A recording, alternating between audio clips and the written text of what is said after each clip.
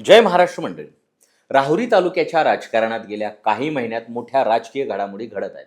एकेकाळी सत्ताधारी आणि विरोधक अशा दोन स्पष्ट गटांमध्ये विभागलेलं राहुरीचं राजकारण आता जवळपास एकाच सत्ताधारी छत्राखाली एकवटलेलं असल्याचं चित्र दिसत आहे.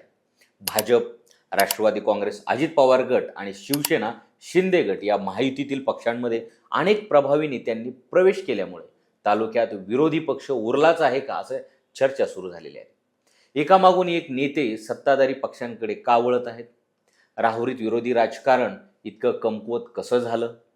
प्राजक्त तनपुरे, रावसाहेब खेवरे आणि इतर नेत्यांच्या बदललेल्या भूमिकेमागे नेमकं काय आहे आणि या सर्व घडामोडींचा आगामी स्थानिक राजकारणावर काय परिणाम होऊ शकतो? तर मंडळी, आजच्या व्हिडिओमध्ये आपण पाहणार आहोत राहुरीच्या बदलत्या राजकीय समीकरणाचं सविस्तर विश्लेषण. नमस्कार मंडळी, मी PK भांडवलकर आणि तुम्ही पाहतात सत्ता मंच. बातमी नव्हे तर बातमी मागचं विश्लेषण.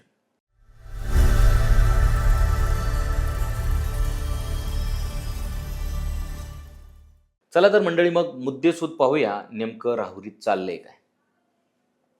मुद्दा नंबर 1, राहुरीच्या राजकारणात नेमकं काय बदललंय? एकेकाळी राहुरीमध्ये सत्ताधारी आणि विरोधक यांच्यात स्पष्ट राजकीय संघर्ष पाहायला मिळत होता. जनतेचे प्रश्न मांडणारे, सत्तेला जाब विचारणारे आणि वैचारिक भूमिका घेणारे अनेक नेते सक्रिय होते. मात्र गेल्या काही वर्षात राजकीय परिस्थिती वेगाने बदललेली असून बहुतेक प्रभावी नेते सत्ताधारी आघाडीत सहभागी झालेले आहेत. त्यामुळे विरोधी राजकारणाची जागा दिवसेंदिवस कमी होत असल्याचं चित्र स्पष्ट दिसतं. मुद्दा क्रमांक 2 पाहू. एकेकाळचे विरोधी नेते आज सत्तेच्या बाजूला कसे आले? राहुरीतील अनेक प्रभावी राजकीय चेहरे आता सत्ताधारी आघाडीचा भाग बनलेले आहेत. आमदार अक्षय कर्डिले, सत्यजित कदम, उदयसिंह पाटील यांच्यासह अनेक नेते भाजपमध्ये सक्रिय आहेत. तर माजी मंत्री प्राजक्त तनपुरे विधान परिषदेत पोहोचल्यानंतर बदललेल्या राजकीय समीकरणांमध्ये महत्त्वाची भूमिका बजावत असल्याची चर्चा आहे.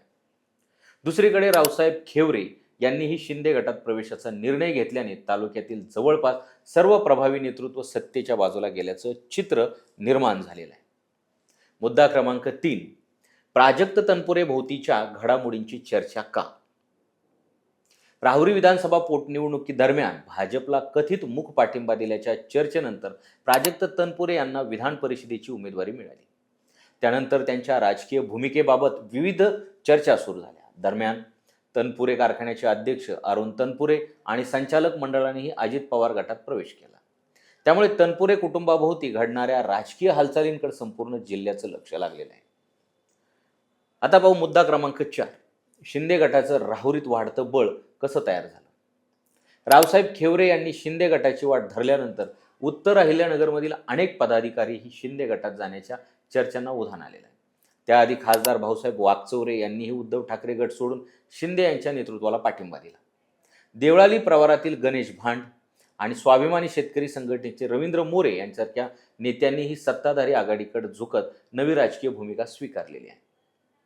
मुद्दा क्रमांक 5, विरोधी पक्षाची अवस्था नेमकी आता काय आहे? सध्या राष्ट्रवादी काँग्रेस शरद पवार गट मोजक्या कार्यकर्त्यांपुरता मर्यादित असल्याचं चित्र दिसत आहे. ठाकरे गटाची ताकदही मोठ्या प्रमाणात कमी झालेली आहे. काँग्रेसचं संघटनही पूर्वीसारखं प्रभावी राहिलेलं नाही. त्यामुळे महायुतीला प्रभावी पर्याय उभा करणारा विरोधी पक्ष सध्या राहुरीत दिसत नसल्याची चर्चा सामान्य नागरिकांमध्ये सुरू आहे. मुद्दा क्रमांक 6, लोकशाहीसाठी विरोधी पक्ष का महत्त्वाचा असतो? तर मंडळी, कोणत्याही लोकशाही व्यवस्थेत सत्तेला प्रश्न विचारणारा, जनतेच्या समस्या सभागृहापासून रस्त्यापर्यंत पोहोचवणारा आणि निर्णयावर अंकुश ठेवणारा सक्षम विरोधी पक्ष आवश्यक मानला जातो. राहुरीत जवळपास सर्व प्रभावी नेतृत्व सत्ताधारी पक्षामध्ये गेल्याने भविष्यात हा समतोल बिघडू शकतो, अशी चिंता काही राजकीय अभ्यासक व्यक्त करत आहेत. मुद्दा क्रमांक 7, पुढे राहुरीचं राजकारण कोणत्या दिशेने जाणार? आगामी स्थानिक स्वराज्य संस्था निवडणुका आणि जिल्हा परिषद, पंचायत समिती निवडणुकांच्या पार्श्वभूमीवर राहुरीतील राजकीय समीकरण आणखी बदलण्याची शक्यता व्यक्त केली जात आहे.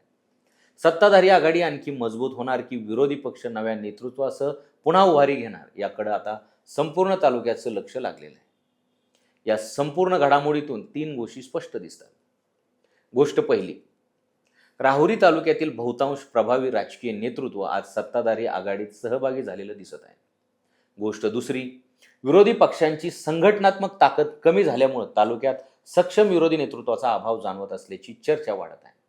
आणि गोष्ट तिसरी, आगामी स्थानिक निवडणुकांच्या पार्श्वभूमीवर राहुरीतील राजकीय समीकरण आणखी वेगाने बदलण्याची शक्यता नाकारता येत नाही. मंडळी, आता तुम्हीच सांगा, राहुरीमध्ये विरोधी पक्ष कमकुवत झाल्याचं तुम्हाला वाटतं का? सत्ताधारी आघाडीत सर्व नेते गेल्याने लोकशाहीवर त्याचा परिणाम होईल का? आणि राहुरीला नवं विरोधी नेतृत्व मिळेल असं तुम्हाला वाटतं का? तुमचं मत आम्हाला कमेंटमध्ये नक्की लिहा आणि अशाच राजकीय अपडेटसाठी सत्तामंच चॅनलला सबस्क्राईब करा आणि इन्स्टा पेजला फॉलो करा.